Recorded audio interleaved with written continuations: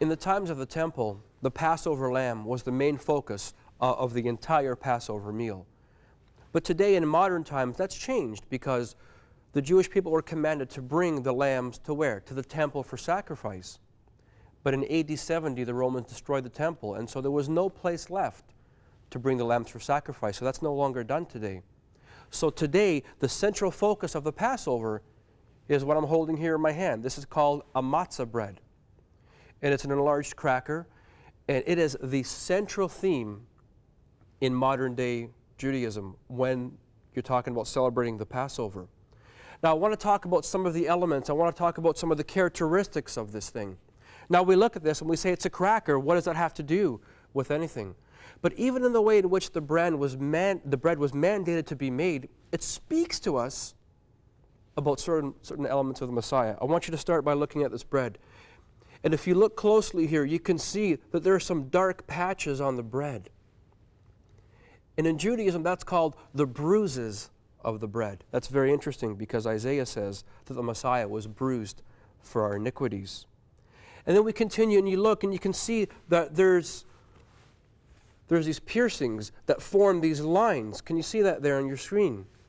And these are called the stripes of the bread. And the Bible also says that the Messiah will be striped and bruised for us. And we've already referred to these piercings. We see these holes here in the bread.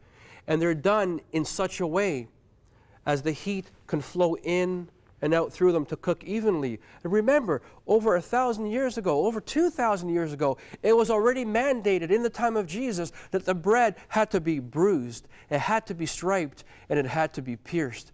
And what does the Bible say about Jesus? It says that he will be bruised, he will be striped, and he will be pierced. And even more than that, even as you look at a piece of matzah bread, you'll notice that it's flat. It's not like the regular bread that we eat here in North America, because the bread we eat has yeast in it. And what does yeast do? Yeast causes things to rise. It causes things to expand, to be larger than what they really are. And yeast in the Bible is also very representative of sin.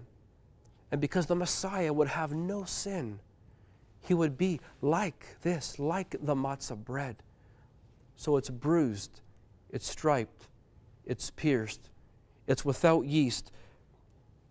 It represents having no sin.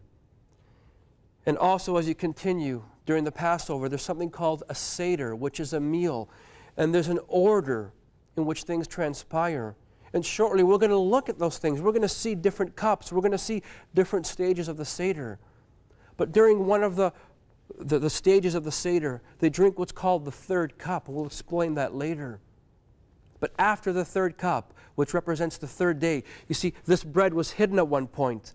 But after the third cup, after the third day, this unleavened, broken, striped, bruised, pierced piece of bread is brought back to the table. And so even in something as simple as a piece of matzah bread, which is at the center of the Passover Seder today, celebrated by millions of Jewish people all around the world, Jesus was the center of the Passover then, and he still is now. The Passover is replete with symbolism. If we'll open our eyes, we see Jesus in all of the feasts of the Lord.